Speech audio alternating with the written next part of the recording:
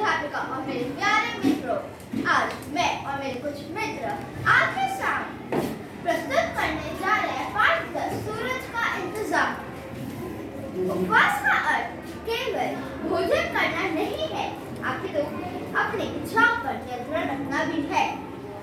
इस नाटक में गांधी जी स्वयं बताते हैं कि शरीर की आवश्यकताओं पर नियंत्रण रखना, अन्याय और अधर्म से लड़ने की ताकत उन्हें अपनी माँ से बचपन में ही मिल गई थी। अच्छा हाँ, हमें धूप और रोशनी कहाँ से मिलती है? सूरज से। आपके घर में उपवास कौन रखता है? क्या आपने भी कोई व्रत या उपवास किया है? इस पाठ में मेरे कुछ मित्र आपके साथ जो ये पाठ प्रस्तुत करेंगे, उनका नाम है हर्षद और गांधी जी, एकाश और मोहनदास ए और बालक ए, रघु और मोहनदास दो, पीहू और बालक दो, सानिका और पुत्री बाई और सुहासिनी, मैं और कथावाचक। चलिए शुरू करते हैं। मंच पर गोलाकार बनाए गए एक चबूतरे पर महात्मा गांधी आंखें मूंदे बैठे हैं, खादी के कपड़े पहने। कुछ बालक उनकी ओर मुंह किए बैठे हैं और भजन गा रहे हैं। वैष्णव जन तो तेरे कहिए पराए जाने रे, वैष्णव जन तो तेरे कहिए पराए जाने रे। गांधी जी सभी को शांत होने का संकेत करते हैं। सब शांत हो जाते हैं, आंखें मूंदे मूंदे ही बोलना शुरू करते हैं। सामने बैठे लोगों में आज कुछ बेचैनी महसूस कर रहा हूँ। आप में से किसी को कुछ कहना या पूछना है शायद? उनकी यह बात सुनकर श्रद्धालुओं के बीच सुहासिनी उठकर खड़ी हो जाती है। आपने मेरी मन की बात कह दी गांधी जी। अंग्रेज सरकार के नए कानून के खिलाफ आपका आज आमरण उपवास का तीसरा दिन है। मैं जानना चाहती हूँ कि कई दिन कुछ भी खाए पिए बिना आपने बल कहाँ से और कैसे पाया? बहुत अच्छा सवाल किया सुहासिनी तुमने। सुनो, अन्याय और अधर्म से लड़ने की ये समूची ताकत मेरी माता जी ने बचपन में ही मुझे दे दी थी। अब तो मैं उसका अभ्यास करता हूँ बस। आपकी माता जी ने? कैसे? आंखें खोलकर एक बार सामने बैठे सभी श्रद्धालुओं को देखते हैं, फिर बोलना शुरू करते हैं। मेरी माता जी ने बिना पूजा पाठ के कभी भी भोजन नहीं करती थी।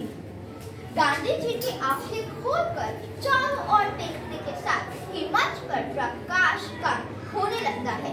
उनका वाक्य शुरू होते ही पूर्ण अंधकार छा जाता है। इस बीच सारे मंच व्यवस्था बदल जाती है। मंच पर प्रकाश फैलने के साथ ही 8-10 साल के उम्र के 2-3 बालक एक जगह बैठकर खेलते हुए दिखाई देते हैं और पुत्री बाई मोहन को गांधी उनके निकट आती है।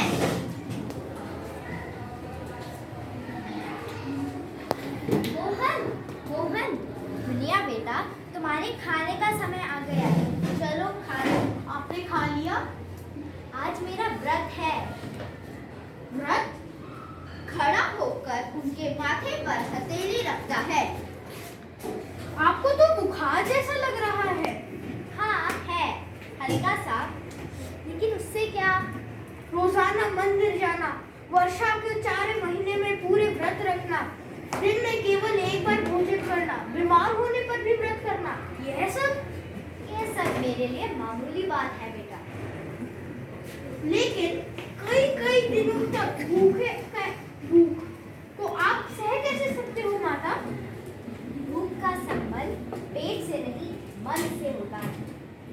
कई दिनों तक नहीं खाया तो, और अगर आपने अपना खाना छोड़कर जरूरी कामों में वह समय लगा दिया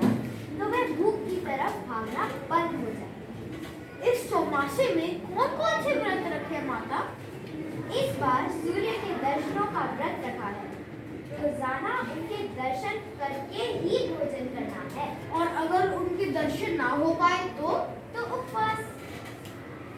कब से शुरू हुआ ये आपका व्रत? पिछले हफ्ते से। पिछले हफ्ते से? माता जी, यह पोरबंदर है, समंदर का किनारा, ऊपर से चौमासा यानी बारिश का मौसम। पिछले 3 दिनों से तो यहाँ सूर्य का बादलों से के सामने ही नहीं आए हैं। तो उपवास। भोजन तो सूर्य के दर्शन करके ही होगा। तब ठीक है, आज मैं भी सूर्य के दर्शन करने के बाद ही आपके साथ खाना खाऊंगा। थोड़े और बड़े हो जाओ, तब यह व्रत शुरू करना। अभी खाना खा लो, चलो अपने सहबियों से। अभी आप रुको, मैं खाना खा के आता हूँ। मोहनदास माता जी के साथ चला जाता है। साथ ही बच्चे मौन पूर्वक खेल में लगे रहते हैं। कुछ ही देर में मोहनदास भागा हुआ आ जाता है।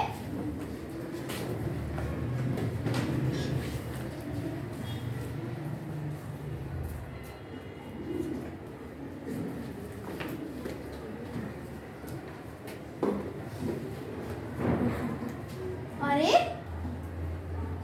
तुम तो बड़ी जल्दी खाना खाए मोनिया। खाकर नहीं, छिपाकर आया हूँ। क्यों? माता जी ने 3 दिनों से कुछ नहीं खाया है और मैं ये जानते हुए भी खाता हूँ तो अच्छा लगेगा क्या? लेकिन माता जी को तुम्हारे खाना छिपाकर आने की बात पता लगने पर कितना दुख होगा, यह सोचा है। देखो, माता जी घर के भीतर कामकाज में व्यस्त रहती हैं, इसीलिए उन्हें सूरज के निकल आने का तुरंत पता नहीं चलता है। हम लोग अपना ये खेल छोड़कर बादलों के पीछे छिपे सूरज पर नजर रखते हैं। जैसे ही वे बादलों के पीछे झुकेंगे, झांकेंगे, मैं माता जी को आवाज लगा दूंगा। हाँ, आवाज सुनते ही वे दौड़ी आएंगी और सूरज के दर्शन करके उपवास खोल लेंगी। फिर मैं भी छिपा कर रखे अपने भोजन को लेकर उनके सामने जा बैठूंगा। मैं समझता हूँ तब वे मुझ पर नाराज नहीं होंगे। लेकिन समझ तो जाएंगी ही कि मोनिया उनके साथ चालाकी करने लगा है। इस बहस को छोड़ो और बादलों के पीछे छिपे सूरज पर नजर गड़ाओ, बस।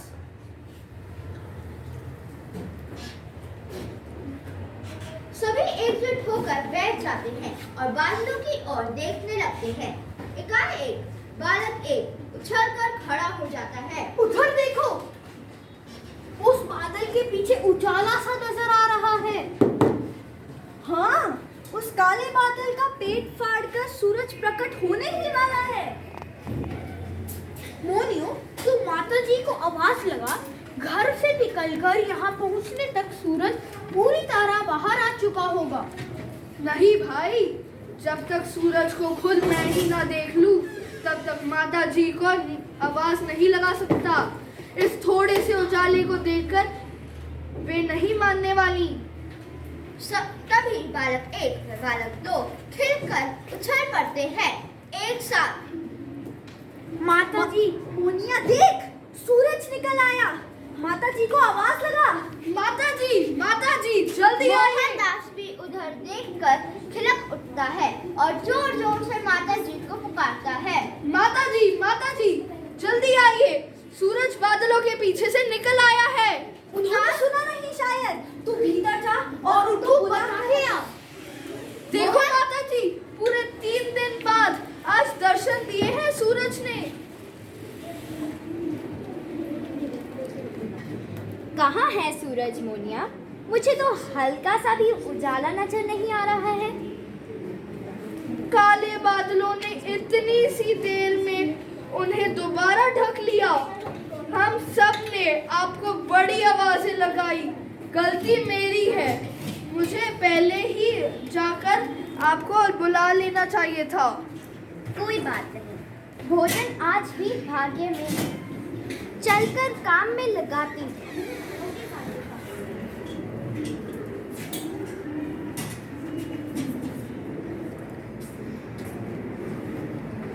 मोनी मेरे बेटा, माँ भूखी है यह जानकर तूने भी नहीं खाना खाया, छिपकर यहाँ खाना लेकर आया। तुझे क्या पता नहीं है कि एक माँ की नज़र अपने बेटे पर पूरे समय होती है। आपको भूखा जानकर नेवाला मुंह की ओर जाता ही नहीं है माँ। यह उपवास नहीं है बेटा, काले बादलों और मेरे बीच की एक लड़ाई है जिससे मैं ही जीतूंगी। गुलामी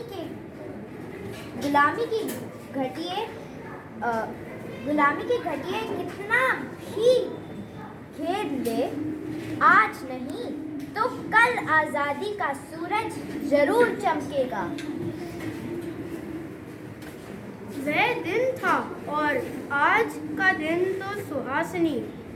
किसी भी तरह की अन्याय की खिलाफ जब भी उपवास पर बैठता हूँ, मुझे ऐसा लगता है जैसे मेरी माता जी ने मुझे गले से लगा रखा है और वह कह रहा है, ये उपवास नहीं है बेटे। काले बादलों और मेरी बीच एक लड़ाई है जिसे जीतूंगा मैं ही। ऐसा कहकर वह पहले की तरह आंखें मूंद लेते हैं और दाया हाथ ऊपर उठाकर भजन गाने का इशारा करते हैं। वैष्णव जन तो तेरे कहिए जे पीर बराई जाने रे, वैष्णव जन तो तेरे